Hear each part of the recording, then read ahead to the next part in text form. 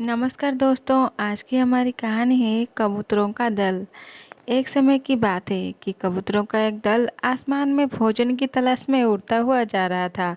गलती से वो दल भटक कर ऐसे प्रदेश के ऊपर से गुजरा जहाँ भयंकर अकाल पड़ा था।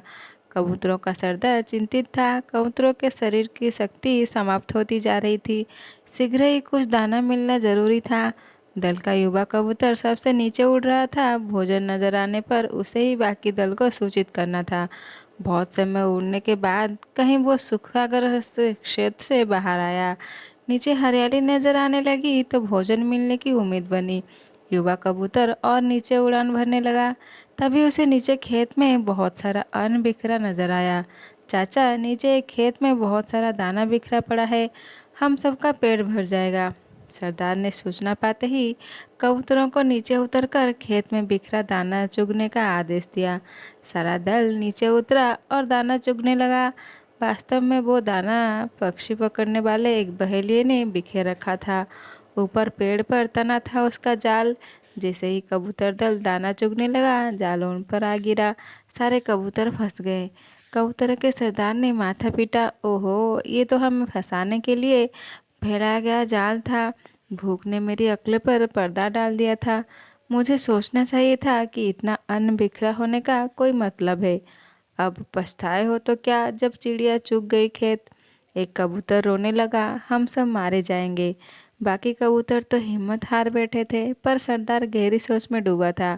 एकाएक उसने कहा, सुनो, जाल मजबूत है, ये ठीक है, पर इसमें इतनी भी शक्ति नहीं है कि एकता की शक्ति को हरा सके। हम अपनी सारी शक्ति को जोड़ें तो मौत के मुंह में जाने से बच सकते हैं।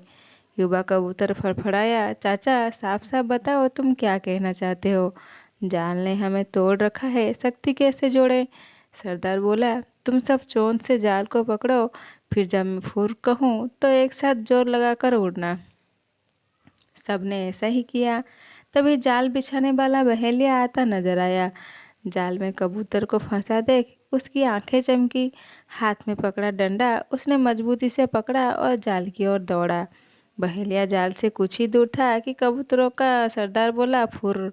सारे कबूतर एक साथ जोर लगाकर उड़े तो पूरा जाल हवा में ऊपर उठा और सारे कबूतर जाल को लेकर ही उड़ने लगे। कबूतरों को जाल सहित उड़ते देखकर बहेलिया अबाक रह गया। कुछ संभला तो जाल के पीछे दौड़ने लगा। कबूतर सरदार ने बहेलिया को नीचे जाल के पीछे दौड़ते पाया तो उसका इरादा समझ गया। सरदार भी जानता था कि अधिक देर तक कबूतर दल के लिए जाल सहित उड़ते रहना संभव न होगा, पर सरदार के पास इसका उपाय था। निकट ही एक पहाड़ी पर बिल बनाकर उसका एक चूहा मित्र रहता था। सरदार ने कबूतरों को तेजी से उस पहाड़ी की ओर उड़ने का आदेश दिया। पहाड़ी पर पहुंचते ही सरदार का संकेत पाकर जाल समेत कबूतर चूहे के बिल के निकट उतरे। सरदार ने मित्र चूहे को आवाज़ दी। सरदार ने संक्षेप में चूहे को सारी घटना बताई और जाल काटकर उन्हें आज़ाद करने के लिए कहा। कुछ ही देर में चूहे ने वो जाल काट दिया। सरदार ने अपने मित्र चूहे को धन्यवाद दिया और सारा कबूतर दल आकाश की ओर आज़ादी की उड़ान भरने लगे। कहानी अच्छी लगे लाइक शेयर सब्सक्राइब कर दीजिएगा। नमस्कार, जय जगन्नाथ।